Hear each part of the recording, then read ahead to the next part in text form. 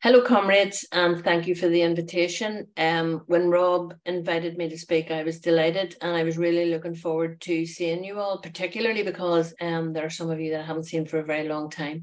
It's disappointing that I can't be there, but my work schedule at the minute is hectic. I'm not going to complain though, because it's a good busy. It's a busy that means that our members are making demands on us, and there's action and activity in every section of the union. In fact, in my history in NIPSA, which is many years, we've never had a busier time. I think most of you know that our membership spans right across the public services here. So we have civil servants who are just under half our membership. We have members who are in health, education, local government, and in housing. So almost every sector. In fact, the only sector that hasn't been engaged in industrial action so far is our comrades in education, and they're about to start. We are in the throes of working up a ballot. So never before in NIPSA's history have we had activity in absolutely every section of our union. And that has meant things have been extremely busy, but busy and successful. I'm pleased to say that we've had wonderful successes by comrades being on the picket lines in local government.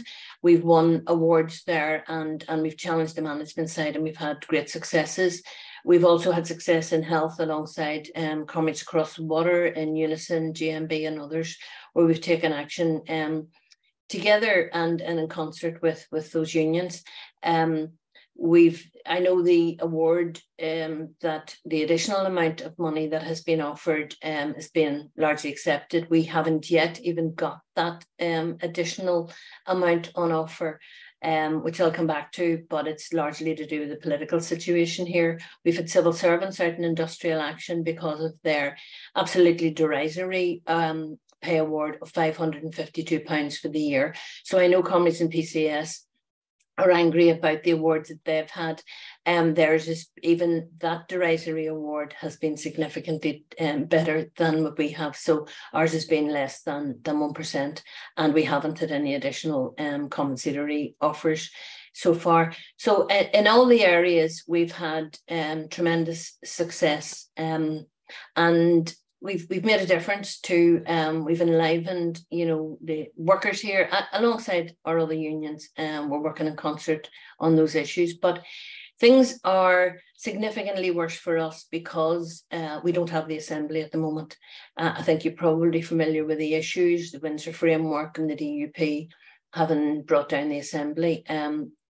And unfortunately, at this stage, there's no significant sign that things are going to change. Now, I'm ever hopeful because the parties, we've met with all the parties and we've been lobbying all the parties. And I do hope that they will be back in place soon, because anything is better than what we are enduring with our Tory Secretary of State. So the Secretary of State, after the collapse of the Assembly, announced that, they were responsible for financial mismanagement, cut £300 million of the budget that they say was overspent. And then in April announced another budget, which is punishing, absolutely punishing, and has basically said that any Barnett consequentials that might come from an enhanced award across the water will not come here. It will be taken out of the debt that we supposedly owe. So workers here and their families and working class communities, just by living and just by enjoying public services that have been severely cut, are now in debt, supposedly, to the Tory government. So it's been a very challenging time, and the awards that have been won, the additional amounts, have not been on offer here to any section of our workers. So those are things that we are still in battle over. And I know that in some areas, your action has been suspended, but ours hasn't.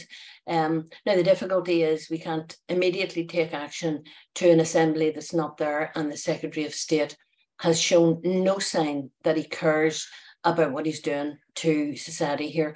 The punishing budget that he has imposed is essentially an economic sanction on the people here, for political reasons. There's no doubt he's trying to cajole and blackmail the DUP back into government. He's not succeeding, and he's not going to succeed. And, you know, history would tell him that is not the big stick approach is not going to work. But what he's doing is the cuts that are now coming our way are to the very fundamentals and the very fabric of our society here.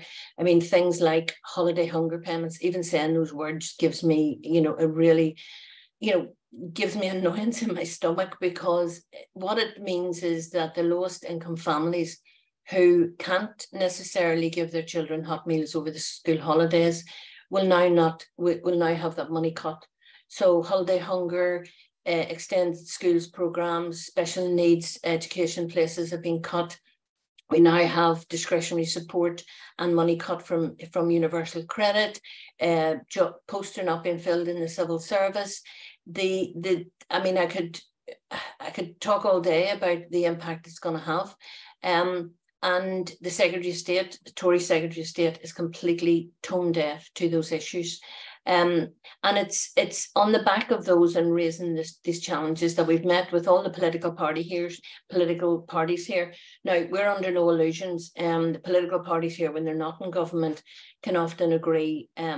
But we have pushed them further than they've ever been pushed before, and we intend to hold their feet to the fire whenever they do come back into the Assembly. I mean, sometimes you don't know how you're going to be received when you're meeting these politicians. And, you know, as a revolutionary socialist, I often think about how they might react to me as I come into the room. But I have to say, because of the arguments we've been making, because of the fact that we have been arguing for a needs-based budget, an extension of services, and laying out all the arguments for what underpins a decent society, decent housing, decent education, decent health. Essentially, we've been laying out the transitional programme, but we don't call it that with them. But it is interesting to hear the DUP echoing the call for a needs-based budget after a meeting with us and putting out a statement to say that they agree that below inflation pay awards are pay cuts. So those are advances that we haven't made before. Now, again, as I say, I'm not under any illusion that it will be wonderful when they come back, because we know that the Secretary of State and Westminster are going to lay out preconditions to any financial settlement here. I will shut up now and just say that next year I really do hope to be with you. I'll hope that the struggle that we have engaged and embarked upon now, that we'll be, you know, reaping what we sowed, and that when we look back on this time, we'll realise that we have enlivened the working class, that we have brought a new fight and a new enthusiasm to all these issues, and that we've strengthened and grown the trade union movement. So, comrades, thank you for your support. Thanks for having me. And once again, I'm truly disappointed that I couldn't be with you. But thank you.